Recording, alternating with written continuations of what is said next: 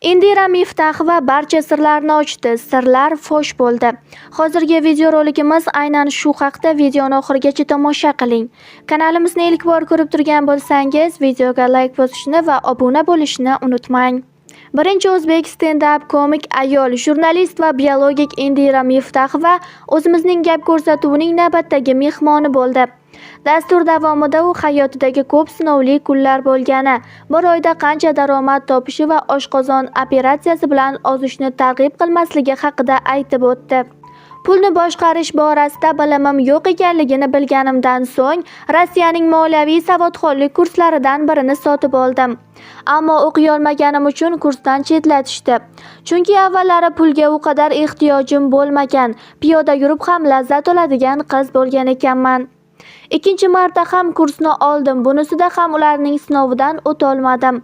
Shunchalik pulga yopiq inson ekanman-da. Nihoyat 3-marta harakat qilib kursni o'qib tugatdim. Tugatishim bilan shu oy $6000 pul topaman deb daftarimga yozgandim. Haqiqatan ham o'sha oy $6000 keldi va shundan boshlab shukr, oyiga bu summadan kam daromad topmayman. To'g'ri, hayotda yashash uchun pul kerak, lekin baribir ham hayotdan pulsiz zavq olishni bilish kerak degan fikrda qoldim. Pulga ochilganimdan so'ng 2 uy va avtomobil xarid qildim. Bularning barchasi uchun 100% o'qib bilim olish kerak. Ammo to'g'ri kelgan psixologning kursini olib o'qish kerak emas. Ba'zi moliyaviy savodxonlik kurslarida 3-4 soat dars o'tib, sizni pulga ochib beraman deyishadi. Bu bo'lmagan gap. Men 2 marta haydalib, so'ng 3 oy davomida o'qib bitirdim. Bularning barchasi haqiqiy ilm orqali amalga oshirilishi kerak deydi Indira Miftahova. Harakatdan to'xtash mumkin emas, baribir oldinga intilaverish kerak. Hayotimda ko'p kurashlar bo'ldi. Sog'ligimda ham muammolar kuzatildi. Yo'qotishlardan so'ng juda qattiq siqildim. Otamning vafotidan 4 yil o'tib, onam ham o'tib qoldi. Undan so'ng opam qandli diabetga chalinib, barmoqlari kesilishiga to'g'ri keldi.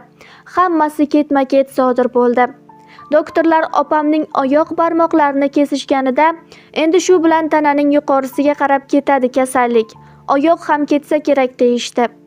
Mana shunday muammolar orasida vaqt topib ijod qilish ham kerak edi. Psixologiyaga yondashganim bois opamni bir yaxshi psixolog oldiga olib bordim. Chunki kasalliklarning hammasi psixologiyadan boshlanadi.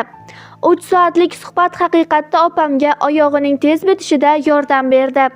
Internetda bittasi Indira bepush deb o'zicha og'riqli nuqtamni aytib chiqibdi. Bu og'riqli nuqtam emas. Hamma narsaga shukronalik bildiraman. Sizga shunday sinov berilyaptimi? Uni faqat shukr qilib yengib o'tasiz. Shu kungacha Indira Miftahova bo'lib yetishganimga bitta sabab faqat shukronalikdir. Nima bo'lsa hammasiga shukr. Internetga chiqib farzandim yo'qligi og'riqli nuqtam emasligini aytdim. Bilsam bittasi meni yomonlab chiqishlarini buyurtma qilibdi. Bloger qizning aytishi bo'yicha bu ishni buyurgan ham begona emas, dugonam ekan.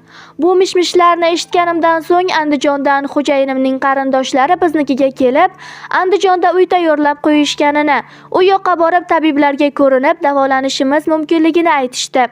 Keyin ularga bepusht emasligimizni yotig'i bilan tushuntirdim, deydi komik aktrisa. Bunday amaliyotlarni qildirmasligimning birinchi sababi, hatto ukoldan ham qo'rqaman. Boksda og'riqni sezmaganim bilan ignani ko'rsam, hushimdan ketib qolishim mumkin. Ikkinchidan, bunday yo'llar bilan ozishni targ'ib qilishni xohlamayman. Chunki show biznes odamiman va buning o'ziga yarasha mas'uliyati bor. Bu yo'lni tanlaganlarga umuman qarshi emasman, hammaning o'z tanlovi bor. Hozirgi gaplarimni noto'g'ri tushunib qolishmasin, chunki bunday amaliyotni qildirganlar orasida dugonalarim ham bor.